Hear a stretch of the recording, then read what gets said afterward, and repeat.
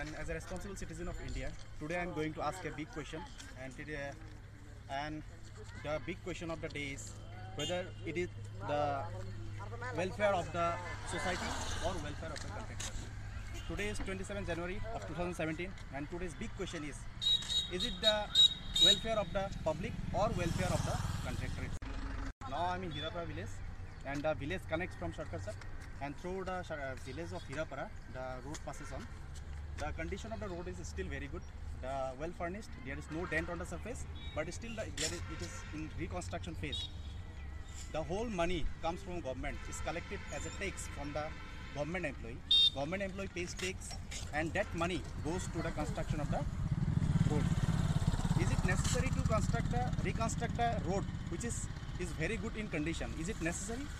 That today's big question is whether it is the welfare of the public or the welfare of the contractor. Now I am going to show the status of the road. The status of the road is very good condition. There is no dent on the surface. You can see here. You can see there is no dent on the surface, but still the reconstruction of the road is going on. Whether it is necessary or not, it is a public question. Whether it is necessary or not, it is a big question of the day. Hello everyone. Now I am going to take the opinion from the public of Hirapara village. Yata amar logot bahut kejon public ase. Teologor opinion to janibo bicharim ei rastar kamor bishoye. Dada apnalok ki kobo bichare rasta tu je hoi ase apnalok ki kobo bichare? মই এটো কব বিচাৰিছো যে ভাল ৰাস্তাটো ভালে আছে, য'ত বেয়া হৈছে তাত ভাল কৰিব লাগে। হয়, এইখিনিতে বহুত সুন্দৰ মন্তব্য আগবঢ়াইছে যে যিখিনি ৰাস্তা বেয়া আছে সেইখিনিত গুৰুত্ব দিব লাগে, যিখিনি ভাল আছে তাৰ ওপৰত প্ৰলেপ দি কিনে পইচাখিনি নষ্ট কৰাৰ কোনো প্ৰয়োজন নাছিল চৰকাৰৰ। চৰকাৰে এইটো কথা বহুত ভালদৰে জানিব লাগিছিল যে আমাৰ কাণ্ট্ৰিটো এটা ডেভেলপিং কাণ্ট্ৰি হয়। আমি আমেৰিকাৰ তুলনাত আমি এই পইচাটো চৰকাৰৰ ফালৰ পৰা আহে, আৰু চৰকাৰে পইচাটো পায় আমাৰ পাব্লিকৰ পৰা। পাব্লিকে টেক্স দিয়ে, সেই টেক্সৰ পইচাৰে ৰোড কনষ্ট্ৰাকশ্যন কৰা হয়, উন্নয়নমূলক কাম কৰা হয়। এতিয়া কণ্ডিশ্যনটো এনেকুৱা হৈছে যে আমাৰ দেশটো হয় আমেৰিকাৰ তুলনাৰ লগত একেটা সমান হৈ গৈছে। আমেৰিকা হ'ল ভালে আছে, America 1 number country, number 1 country. America যদি এটা ডেণ্ট হয় তেতিয়া তেওঁলোকে ৰিকনষ্ট্ৰাকশ্যন কৰে। আমাৰ ছাৰ্ফেচটো এতিয়াও বহুত ভাল কণ্ডিশ্যনত আছে, কিহৰ কাৰণে ইয়াতে ৰিকনষ্ট্ৰাকশ্যন চলি আছে। আৰু পাব্লিকে আৰু কিবা ক'ব বিচাৰে নেকি? আমি কম ধৰ সব চৰকাৰৰ পইচা খাওয়া ধান্দা। এইটো কি আছে? ৰাস্তা পিনপিনে আছে এইটো। আচ্ছা, এগুলো ধান্দাবাজি, ঠিকাদারির ধান্দা বা এমএলএ মিনিস্টার ধান্দা এগুলা। আচ্ছা, চাকচোন কি ধুনীয়া ৰাস্তা, কোনটো পাব্লিকৰ মতে বেয়া ৰাস্তা? বেলেগ ৰাস্তাত আমি চাইকেল চলাব নোৱাৰো, ৰাস্তা ঘাটত খোজকাঢ়ি যাব নোৱাৰো, সেইগুলো কৰিব লাগে।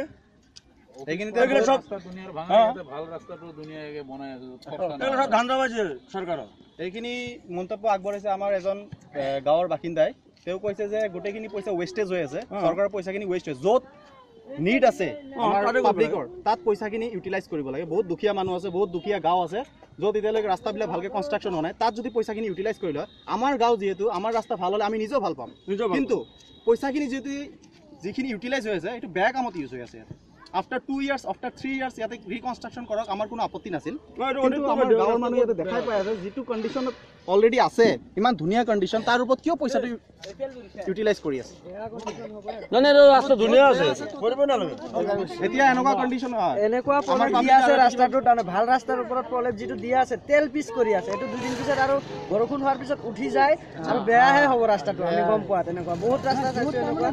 তাৰমানে এই প্ৰলেপটো বৰষুণ হোৱাৰ লগে লগে উঠি যাব। এইটো প্ৰলেপ দিবই নালাগিছিল। আমাৰ কি ফিনফিনীয়া ৰাস্তা হৈ আছে, এইটোতো একদম বেয়া কথা হৈ আছে, একদম বেয়া কাম। আমাৰ ডাঙৰীয়া ইয়াতে কিবা ক'ব বিচাৰি আছে? এইসকল এই ৰাস্তাৰে চলাচল কৰে সদায়, এওঁলোকে কিবা ক'ব বিচাৰি আছে? হয়, আপুনি জনাওক কি ক'ব বিচাৰিছে? নাই, সেইটোৱে য'ত তাৰমানে হেৰি বেয়া হৈছে ৰাস্তা তাতে তাৰমানে ভাল কৰিব লাগে। ইয়াতে তাৰমানে ভালে আছে এইখিনি ৰাস্তা, ইয়াতে তাৰমানে হেৰি যেনেকুৱা কৰি আছে গোটেইটো ৰাস্তা ঠিকে আছে, দৰকাৰ নাই, গোটেইটো ৰাস্তা ঠিকে আছে, আপোনাৰ দৰকাৰ নাই। আৰু তাৰ মানে আমাৰ অটো চলোৱা এনেকুৱা প্ৰব্লেম হৈ গৈছে, মানে এইখিনি ৰাস্তা ভালখিনিত মানে অটো চলাব পাৰি। অলপ আগৰ পৰা মানে এনেকুৱা ইয়াতে কিমান আগৰ যে 1.5 কিলোমিটাৰ 2 কিলোমিটাৰ মান আঁতৰৰ পৰা এনেকুৱা বেয়া, মানে গাড়ী চলোৱা এতিয়া পাইলটে মানে বহুত দুখ পোৱা হৈ গৈছে, এনেকুৱা চিষ্টেম হৈছে। এইবিলাক নাচাই কেনে ভাল ৰাস্তাটো কেনেকুৱাই ভাল কৰি আছে, বেয়াটো ভাল কৰক। এজন অটো চালকৰ ভাষ্য, এওঁ কৈছে যে যিখিনি মই কি ক'ম আৰু ক'বলৈ চবে কৈছে গোটেইখিনি, কিন্তু এইটো ৰাস্তা বৰ্তমান ভাল কৰিবলৈ দৰকাৰ নাছিলে। হয়। আগত বহুত ভাঙা ৰাস্তা আছে, বহুত ভাঙা ৰাস্তা আছে, হয়। সেইখিনি ভাল কৰিলে নিশ্চয় বেছি ভাল হ'লে। হয়।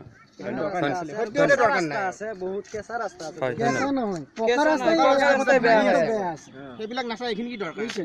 হয়। এই এইখিনিতো গোটেই পকা ৰাস্তাই এই আগত যাওক, আগত তাৰমানে অটোৰো যাব নোৱাৰে, বাইকো যাব নোৱাৰে, আচ্ছা। এনেকুৱা ৰাস্তা আছে। আচ্ছা, বহুত বেয়া ৰাস্তা হৈ আছে মানে। একদম বেয়া ৰাস্তা, বহুত ভাঙি আছে মানে। ভাঙা। বুজিছে? জানেইতো পকা ৰাস্তা ভাঙিলে কেনেকুৱা হেৰি হয়। ধন্যবাদ। ঠিক আছে, আপোনালোক ধন্যবাদ জনাব বিচাৰিছোঁ। ধন্যবাদ।